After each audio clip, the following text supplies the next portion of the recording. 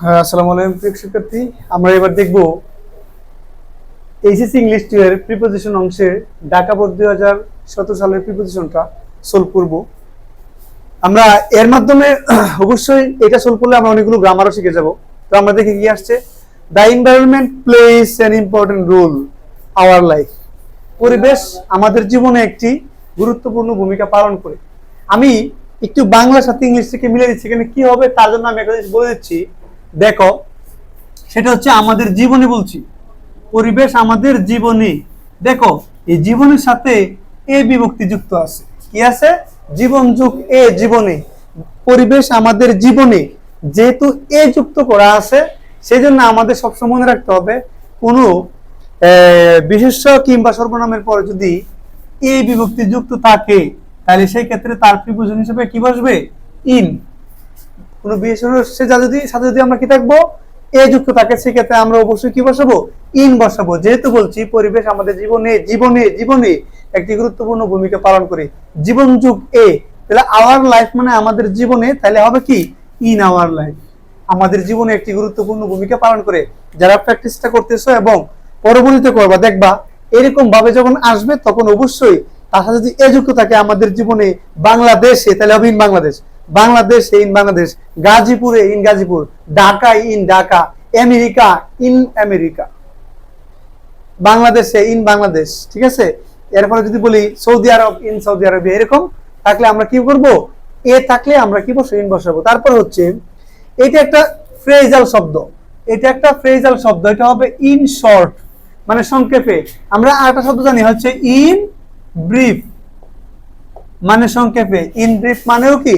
সংক্ষেপে। এইগুলো ফ্রেজ শব্দ, এই ফ্রেজগুলো শিখে নিতে হবে।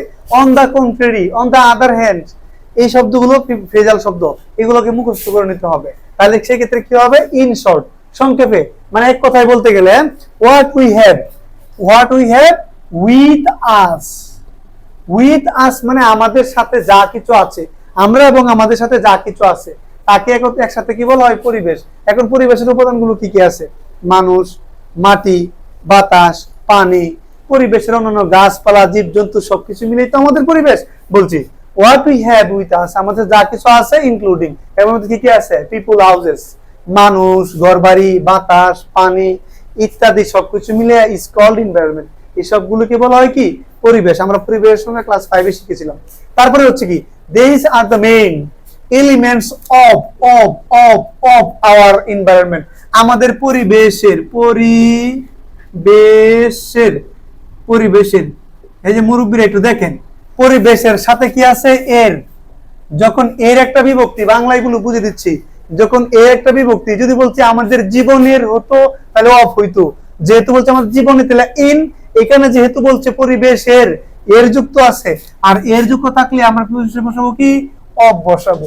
এর যুক্ত থাকলে আমরা প্রিপোজিশন হিসেবে কি বসাবো? অফ বসাবো। তাহলে হবে of our environment, of our environment. এটা হচ্ছে পরিবেশের কি? উপাদানগুলো। একের পর দেওয়া আছে বার প্লাস আইএনজি। এখন এটা দ্বারা বোঝা যাচ্ছে জন্যে, জন্যে বা লক্ষ্যে। আমরা এখানে একটু খেয়াল করে দেখলাম, জন্যে বা লক্ষ্যে। ইনসিওরিং এ সাউন্ড লাইফ, সুস্থ জীবন নিশ্চিত করার লক্ষ্যে, নিশ্চিত করার জন্য, সেই ক্ষেত্রে হবে ফর। কি হবে? ফর।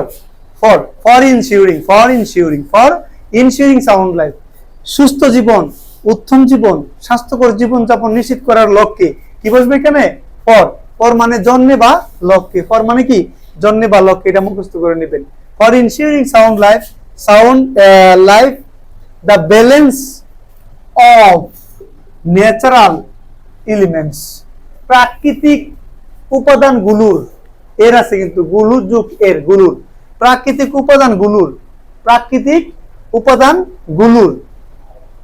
তাহলে কি বলবো? The balance of the elements of elements very significance.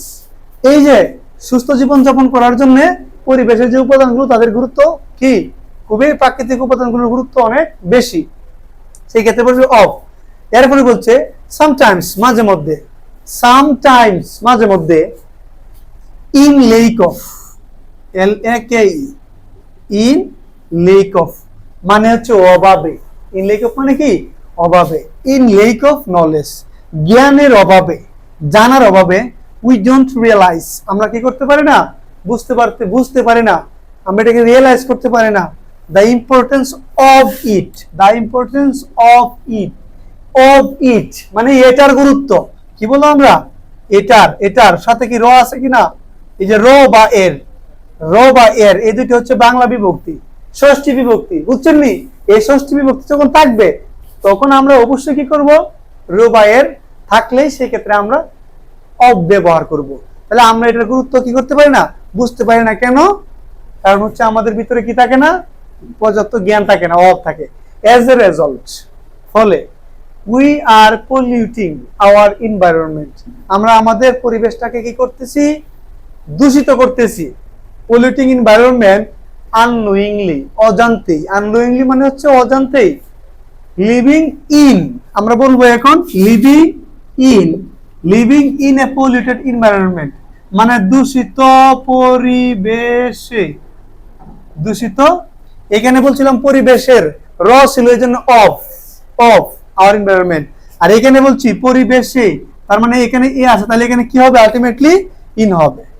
তাহলে living in a polluted environment, দূষিত পরিবেশে বসবাস করা, ইজ আনডাউটেডলি, নিঃসন্দেহে হয়, a matter of regret, matter of সরু, ম্যাটার অফ রিগ্রেট এর মানে হচ্ছে দুঃখের বিষয়, এটাকে আমরা অ্যাপ্রোপ্রিয়েট ভাবে নিতে পারি, matter of regret, matter of সরু, ম্যাটার অফ জয়, এই ফ্রেজাল গুলোতে আমরা অফ ব্যবহার করব। তাহলে it is a matter of great regret, এটা হচ্ছে একটা বড় দুঃখের কথা যে আমাদের এই দূষিত পরিবেশে কি করতে হয়, বসবাস করতে হয়। ধন্যবাদ সবাইকে, সাথে থাকুন, ভিডিওগুলো দেখতে থাকুন।